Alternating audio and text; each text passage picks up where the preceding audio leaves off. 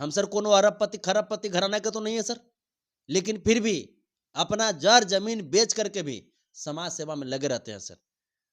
हम पे सर 6-6 बार हमला हुआ, 6-6 बार हम पे हमला हुआ। ऐसा तो नहीं ना है कि हमर देहिया सर लोहा के बनल है, गोलियां पार नहीं करेगा, चाकू मारेगा तो पार नहीं करेगा हमर देहिया में से। लेकिन उसके बावजूद सर निडरता के साथ में समाज के लिए खड़े रहते हैं। इसलिए खड़े रहते हैं सर कि ताकि आने वाला हमारा जो वंशज है, जो हमारी माताएं बहनें, जो छोटे छोटे बच्चे हैं, जो बुजुर्ग हैं, जो आजादी की लड़ाई इसलिए लड़े थे कि हमारा समाज आजाद हो, समाज को अभी भी गुलामी के जंजीर में बांध करके रखा है 14% की आबादी। हमको उससे आजादी दिलानी है सर। आज तक वो अपने हक और अधिकार से वंचित रह गए, उनको वंचित रखा गया। हम उनको आजादी दिलाने के लिए इतना संघर्षरत है सर, और इतनी जोखिम लेकर के अपनी जान की बाजी लगा करके जान को हथेली पे लेकर के चलते रहते हैं सर। क्योंकि समाज बड़ा होता है सर, कोई व्यक्ति बड़ा नहीं होता। ये देश बड़ा है सर, कोई नागरिक बड़ा नहीं होता। संविधान बड़ा है सर, कोई उसके अलावा कोई उससे ग्रंथ, उसके अलावे जो कोई भी ग्रंथ है सर, संविधान से बड़ा कोई ग्रंथ नहीं होता देश का। जो संविधान है सर, कॉन्स्टिट्यूशन, वो जो है सर हमारा original, the greatest and holiest document of India है sir, the holiest and greatest document of the nation है सर। आपस में कभी भी लड़ना नहीं है, आपस में मतभेद नहीं करना है। आपस में फूटिएगा तो ये लोग राज करेगा, वरना 14% आप समझ रहे हैं, 14% 86% के ऊपर राज कर रहा है। ये हम लोगों की आपसी फूट का नतीजा है। हम लोग ओबीसी, एससी, एसटी, अल्पसंख्यक समाज के लोग आपस में मिल करके रहिए। कोई माई का लाल ऐसा पैदा नहीं हुआ जो हम लोग को झुका दे, ये मैं बोल रहा हूं आपको। और जहां तक बात आएगी जान की बाजी लगा करके भी 86% के लिए लड़ाई लड़ेंगे, जैसे कि लड़ रहे हैं, और मजबूती के साथ लड़ेंगे।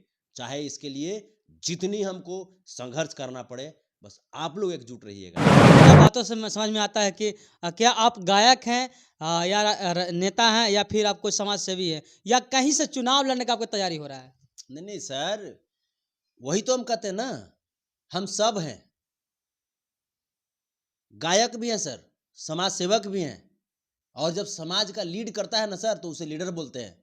तो हम नेता भी हैं सर। और इन सब तमाम चीजों को अगर सच्चे, अगर ईमानदारी अर्थ में अगर कहें, ईमानदारी से अगर इसको निभाते हैं तो उसको बेटा बोलते हैं सर। हम समाज का बेटा है सर, इसीलिए हम इतना बोलते हैं सर। और जहां तक चुनाव की बात है, तो चुनाव लड़ना मेरा कोई ऐसा उद्देश्य नहीं है सर। चुनाव लड़ना होता तो कहीं एक विधानसभा या एक लोकसभा में जाकर के खाली मेहनत करते सर, चुनाव वहां से लड़ते, है ना। लेकिन हम तो सर पूरे देश की बात करते सर, कहीं भी कुछ भी होता है। जहां तक हम सर कोनो अरबपति खरबपति घराना के तो नहीं है सर, लेकिन फिर भी अपना जर जमीन बेच करके भी समाज सेवा में लगे रहते हैं सर। हम पे सर 6-6 बार हमला हुआ, 6-6 बार हम पे हमला हुआ। ऐसा तो नहीं ना है कि हमर देहिया सर लोहा के बनल है, गोलियां पार नहीं करेगा, चाकू मारेगा तो पार नहीं करेगा हमर देहिया में से। लेकिन उसके बावजूद सर निडरता के साथ में समाज के लिए खड़े रहते हैं। इसलिए खड़े रहते हैं सर कि ताकि आने वाला हमारा जो वंशज है, जो हमारी माताएं बहनें, जो छोटे छोटे बच्चे हैं, जो बुजुर्ग हैं, जो आजादी की लड़ाई इसलिए लड़े थे कि हमारा समाज आजाद हो, समाज को अभी भी गुलामी के जंजीर में बांध करके रखा है 14% की आबादी। हमको उससे आजादी दिलानी है सर। अब बात कर ली जाए थोड़ा सा, आप तो राष्ट्रीय अध्यक्ष हैं यदुवंशी सेना के, आपकी सरकार भी है बिहार में, और जेडीयू से उपेंद्र कुशवाहा जी हक मांग रहे हैं। क्या उनको हक मिलने चाहिए या नहीं मिलना चाहिए? सबसे पहले सर कि सरकार हम सबकी है, सरकार सिर्फ मेरी नहीं है, सरकार हम सबकी है। आपकी पार्टी का मैं ये बात कर रहा हूँ। 13.25 करोड़ जो बिहार की आबादी है, ये उनकी सरकार है, महागठबंधन की सरकार है। आज युवा दिलों के धड़कन, तेज तर्रार नेता श्री तेजस्वी यादव जी, श्री तेज प्रताप यादव जी, और एक मैच्योर नेता श्री नीतीश कुमार जी आपस में मिलकर के जिस प्रकार से सरकार चला रहे हैं, ये बहुत सुखद महसूस हो रहा है। लगातार नौकरियां बांटी जा रही है सर, रोजगार के नए नए अवसर मिल रहे हैं, इस सरकार में बिहार तेजी गति से आगे बढ़ रहा है। कुछ कुछ जगहों पे काम करना है, वो काम समय समय पे होता रहेगा और बिहार अब लग रहा है कि बिहार आगे बढ़ेगा। अब आपने कहा कि उपेंद्र कुशवाहा जी के बारे में आपका प्रश्न था, तो उपेंद्र कुशवाहा जी का जहां तक मैटर है कि वो हम तो यही कहेंगे कि देखिए, जो भी आपको तोड़ने फोड़ने में लगा है वो समाज को तोड़ फोड़ रहा है। आप आराम से जहां हैं वहां रहिए, बढ़िया से रहिएगा। आप समाज की बातें सोचिए, स्वयं हित की अगर बात सोचिएगा तो समाज कभी मजबूत नहीं होगा। आप ये सोचिए कि हम जहां हैं, आप एक एमएलसी हैं, एक समय आप एमपी थे, एक समय मंत्री थे। आप ये सोचिए कि जिस पद पे आप बने रहे उस पद से आपने समाज को कितना लाभान्वित किया। आप ये सोचिए, ये नहीं कि हमको हक चाहिए, वो हक चाहिए। अरे भैया, आप हक समाज को दिलवाइए ना। आप समाज को हक दिलवाइएगा सर, तो खुद ब खुद स्ट्रांग हो जाइएगा, क्योंकि समाज बड़ा होता है सर, कोई व्यक्ति बड़ा नहीं होता। ये देश बड़ा है सर, कोई नागरिक बड़ा नहीं होता। संविधान बड़ा है सर, कोई उसके अलावा कोई उससे ग्रंथ, उसके अलावे जो कोई भी ग्रंथ है सर, संविधान से बड़ा कोई ग्रंथ नहीं होता देश का। जो संविधान है सर, कॉन्स्टिट्यूशन, वो जो है सर हमारा original, the greatest and holiest document of India है sir, the holiest and greatest document of the nation है सर। हमको इस बात को समझना चाहिए। उपेंद्र कुशवाहा जी से मेरी हमसे तो बहुत मैच्योर वो लीडर हैं, सांसद रहे हैं, विधायक रहे हैं, एमएलसी रहे हैं, मंत्री रहे हैं। मेरी विनम्र रिक्वेस्ट रहेगी कि सब कुछ बढ़िया से चलने दीजिए और आप लोगों के बारे में बात कीजिए ना, लोग आपको ऑटोमेटिकली बना देंगे। हमारे पास क्या था सर? हमारे पास क्या था? कुछ था? हमारा कोई बैकग्राउंड पॉलिटिकल रहा था? कुछ नहीं था सर। मैं सिर्फ समाज की बात किया। आज अगर आपके जैसे चैनल पे आज मैं इंटरव्यू दे रहा हूं, तो उस योग हमें किसने बनाया सर? पब्लिक ने बनाया सर।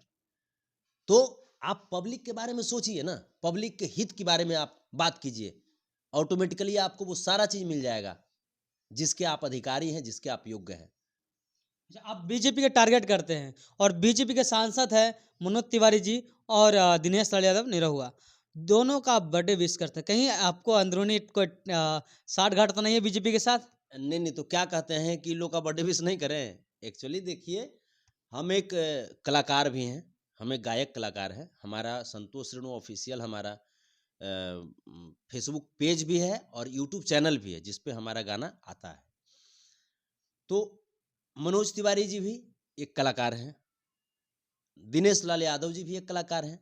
यही तो सर 86% में गुण है सर, कि हम लोग सबको अपना मान के चलते हैं सर, सबको अपना मान के चलते हैं। लेकिन वो लोग नहीं मानते तो हम क्या करें? तो एक कलाकार के तौर पे हमने उनका बर्थडे विश किया था और ये हमारी नैतिकता थी सर।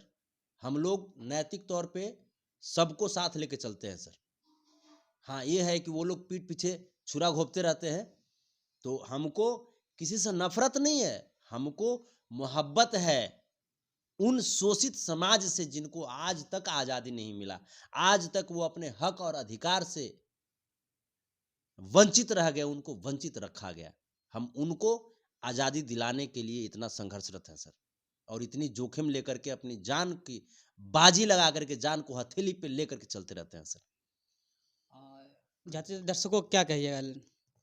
बस आप जहां हैं वहीं से हमें अपना राय सलाह देते रहिएगा, मजबूती प्रदान करते रहिएगा। उसके लिए कुछ नहीं, बस आप अपना आशीर्वाद बनाए रखिएगा। आसपास में जो भी बच्चे जो आप हमें सपोर्ट करना चाहते हैं ना, तो उन बच्चों को सपोर्ट कीजिए। जो गरीब हैं, जो पढ़ना चाहते हैं, जो पढ़ने लिखने में अच्छे हैं, उनको प्रमोट कीजिए। अगर उनको प्रमोट करने का बहुत सारा तरीका है, या तो आप आर्थिक मदद कर दीजिए उनको, अगर नहीं कर सकते तो उनकी जानकारी हम तक भेजिए, हम जहां तक होगा उनको प्रमोट करेंगे। आपस में कभी भी लड़ना नहीं है, आपस में मतभेद नहीं करना है। आपस में फूटिएगा तो ये लोग राज करेगा, वरना 14% आप समझ रहे हैं, 14% 86% के ऊपर राज कर रहा है। ये हम लोगों की आपसी फूट का नतीजा है। हम लोग ओबीसी, एससी, एसटी, अल्पसंख्यक समाज के लोग आपस में मिल करके रहिए। कोई माई का लाल ऐसा पैदा नहीं हुआ जो हम लोग को झुका दे, ये मैं बोल रहा हूं आपको। और जहां तक बात आएगी जान की बाजी लगा करके भी 86% के लिए लड़ाई लड़ेंगे, जैसे कि लड़ रहे हैं, और मजबूती के साथ लड़ेंगे, चाहे इसके लिए जितनी हमको संघर्ष करना पड़े। बस आप लोग एकजुट रहिएगा। प्रणाम, आदाब, बाय। टाइम देने के लिए बहुत बहुत धन्यवाद। जी आपका भी बहुत बहुत धन्यवाद सर। ये थे